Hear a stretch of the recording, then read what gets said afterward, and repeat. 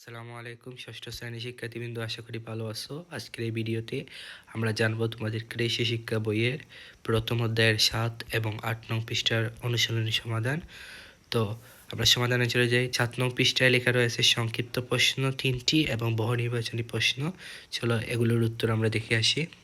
তো শিক্ষার্থীরা দেখতে পাচ্ছ সংক্ষিপ্ত প্রশ্ন 1, উদ্যান ফসল বলতে কী বোঝায়, ব্যাখ্যা করো। এর উত্তর হচ্ছে শাকসবজি, ফল, ফুল ও মশলা জাতীয় ফসলকে উদ্যান ফসল বলে। এসব ফসল সারা বছরই উৎপাদন করা যায় এবং মানুষের পুষ্টি চাহিদা পূরণে গুরুত্বপূর্ণ ভূমিকা রাখে। লাউ, শিম, ফুলকপি, বাঁধাকপি, টমেটো, আলু ইত্যাদি শীতকালীন সবজি, আবার ঝাল কুমড়া, ঝিঙ্গা, চিচিঙ্গা, পটল, করলা ইত্যাদি গ্রীষ্ম ও বর্ষাকালের সবজি। ফলের মধ্যে আম, কাঁঠাল, লিচু, জাম, মৌসুমি ফল এবং পেঁপে, নারিকেল, কলা সারা বছর পাওয়া যায়। মানুষের মৌলিক চাহিদা পূরণে কে সবচেয়ে বেশি অবদান রাখে, ব্যাখ্যা করো। এর উত্তর হচ্ছে মানুষের মৌলিক চাহিদা পূরণে সবচেয়ে বেশি অবদান রাখে কৃষক। কৃষক মাঠে ফসল উৎপাদন, পশু পাখি পালন, মৎস্য চাষ ও বনায়নের মাধ্যমে আমাদের খাদ্য, বস্ত্র, বাসস্থানের উপকরণ ও জ্বালানি উপাদান সরবরাহ করে থাকেন। তাই মানুষের বেঁচে থাকা থেকে শুরু করে সকল মৌলিক চাহিদা পূরণে কৃষকের ভূমিকা সবচেয়ে বেশি। এরপরে প্রশ্ন হচ্ছে বাংলাদেশের মানুষকে মাছে ভাতে বাঙালি বলা হয় কেন, ব্যাখ্যা করে। এর উত্তর হচ্ছে মাছ আমাদের রূপালী সম্পদ এবং আমিষের প্রধান উৎস। প্রাণীজ আমিষের সিংহভাগ আমরা মাছ থেকে পাই। মাছ আমাদের প্রিয় খাদ্য। বাংলাদেশের মাটি ও পানি মাছ চাষের জন্য অত্যন্ত উপযোগী হয়। রুই, কাতলা, মৃগেল, পাঙ্গাস, সিলভার কার্প, তেলাপিয়া সহ নানা জাতের মাছ প্রচুর উৎপাদিত হয়। ফলে মানুষের নিয়মিত খাদ্য তালিকায় মাছ থাকে। তাই বাংলাদেশের মানুষকে মাছে ভাতে বাঙালি বলা হয়। বহু নির্বাচনী প্রশ্ন, নিচের কোনটি টেলিভিশনের মাধ্যমে কৃষি তথ্য প্রচার করে থাকে? এর উত্তর হচ্ছে কৃষি অধিদপ্তর। এরপরে প্রশ্ন, আমাদের কৃষির উন্নয়ন ঘটলে মানুষের জীবনযাত্রার মান বৃদ্ধি পাবে, কৃষি শিল্পের বিকাশ ঘটবে, খাদ্য আমদানি বৃদ্ধি পাবে। এর উত্তর হচ্ছে ক। শিক্ষার্থীরা, এরপরে আমরা 8 নম্বর পৃষ্ঠায় দেখতে পাচ্ছি 2টি সৃজনশীল প্রশ্ন রয়েছে। চলো এগুলোর উত্তর আমরা দেখে আসি। তো দেখতে পাচ্ছি 1 নম্বর সৃজনশীল প্রশ্ন, ক, বনায়ন কাকে বলে? এর উত্তর হচ্ছে যে পদ্ধতিতে বন তৈরি হয় তাকে বনায়ন বলে। এরপরে প্রশ্ন, কৃষি মানুষের মৌলিক চাহিদা পূরণ করে, ব্যাখ্যা করো। এর উত্তর হচ্ছে মানুষের মৌলিক চাহিদাগুলো হলো খাদ্য, বস্ত্র, বাসস্থান, চিকিৎসা ও শিক্ষা। এসব কোটি চাহিদা পূরণ হয় কৃষি থেকে। যেমন ধান, গম, শাকসবজি, ফলমূল ইত্যাদি খাদ্য হিসেবে গ্রহণ করে। পাট, তুলা ও রেশম থেকে সুতা উৎপন্ন হয় যা বস্ত্র তৈরিতে ব্যবহৃত হয়। কাঠ, বাঁশ, গোলপাতা ইত্যাদি বাসস্থান এবং আসবাব তৈরিতে ব্যবহৃত হয়। কাঠ ও বাঁশ থেকে কাগজ উৎপাদিত হয় যা শিক্ষাক্ষেত্রে ব্যবহৃত হয়। এছাড়া আমলকি, হরিতকি, বহেরা ইত্যাদি বিভিন্ন ভেষজ ঔষধ হিসাবে কাজ করে। তাই মৌলিক চাহিদা মেটানোর মূলে কাজ করে কৃষি। এরপরে প্রশ্ন হচ্ছে চাষাবাদের ভিত্তিতে চিত্র ক এর ফসলটি কোন ধরনের, ব্যাখ্যা করে। এর উত্তর হচ্ছে উদ্দীপকের চিত্র ক এর ফসলটি হলো আম। চাষাবাদের ভিত্তিতে আম হলো একটি উদ্যান ফসল। শাকসবজি, ফল, ফুল ও মশলা জাতীয় ফসলকে উদ্যান ফসল বলে। আম একটি ফল জাতীয় ফসল।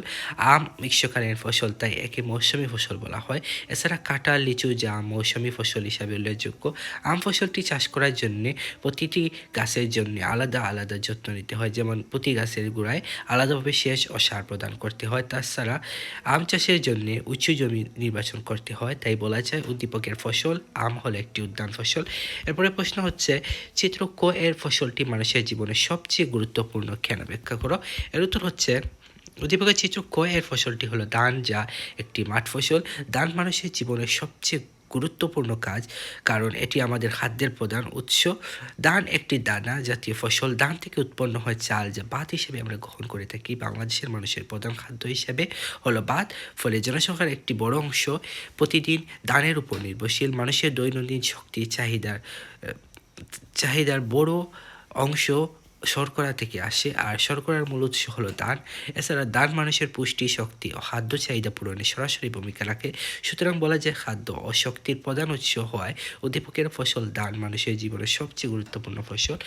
এরপরে আমরা 2 নম্বর সৃজনশীল প্রশ্ন দেখতে পাচ্ছি, ক, কৃষি বিষয়ক একটি সমস্যার নাম লেখো। এর উত্তর হচ্ছে কৃষি বিষয়ক একটি সমস্যা হলো ফসলের রোগবালাই।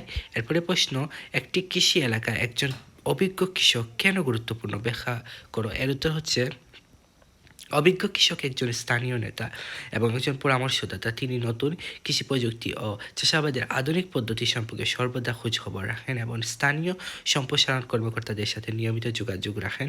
কৃষকেরা যখন ফসলের রোগ, কীটপতঙ্গের আক্রমণ, বন্যা বা খরার মতো সমস্যায় সম্মুখীন হন, তখন তারা অভিজ্ঞ কৃষকের পরামর্শ নেন।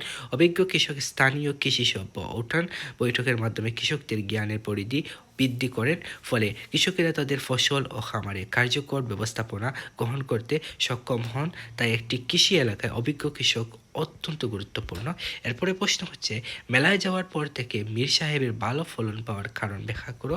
এর উত্তর হচ্ছে, কৃষি বিষয়ক প্রয়োজনীয় তথ্য জানা একটি গুরুত্বপূর্ণ মাধ্যম কৃষি মেলা। এ মেলায় এক নজরে নানা ফসলের পাহাড়ি সমাহার দেখা সম্ভব হয়।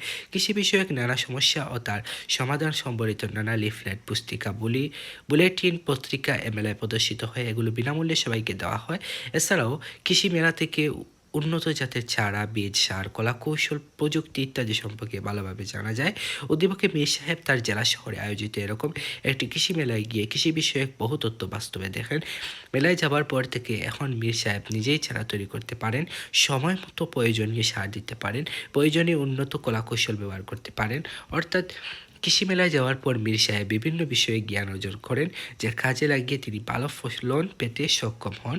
এরপরে প্রশ্ন হচ্ছে, মীর সাহেব তার প্রতিবেশীদের ভালো ফসল উৎপাদনে কীভাবে অবদান রাখেন বিশ্লেষণ করার উত্তর হচ্ছে, কৃষি মেলার মাধ্যমে কৃষি আধুনিক প্রযুক্তি, কৃষি উপকরণ, উৎপাদিত কৃষি পণ্য একসাথে দেখা সম্ভব হয়। এছাড়াও এই মেলায় ছাড়া, বীজ, সার, কৃষি প্রযুক্তি ব্যবহার, কলাকৌশল ইত্যাদি দেখানো ও বিক্রি করা হয়। উদ্দীপকে মীর সাহেব কৃষি মেলায় কি আধুনিক কৃষি প্রযুক্তি, চারা, বীজ, সার এবং বিভিন্ন কলাকৌশল সম্পর্কে জ্ঞান অর্জন করেন।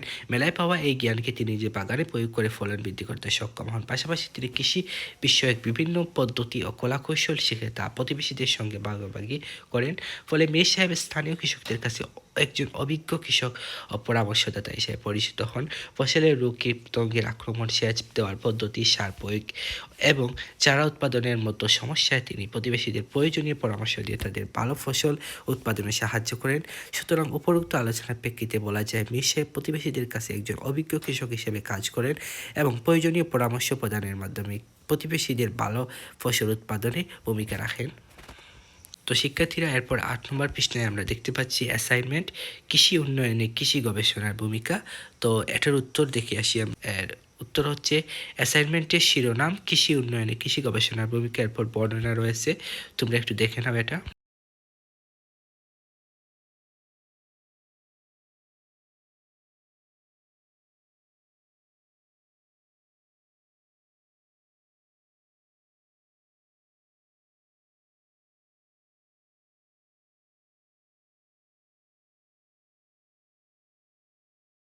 শিক্ষার্থীরা, আজ এই পর্যন্ত। আর কোন কোন অধ্যায়ের সমাধান পেতে চাও এই ভিডিওর কমেন্ট বক্সে জানিয়ে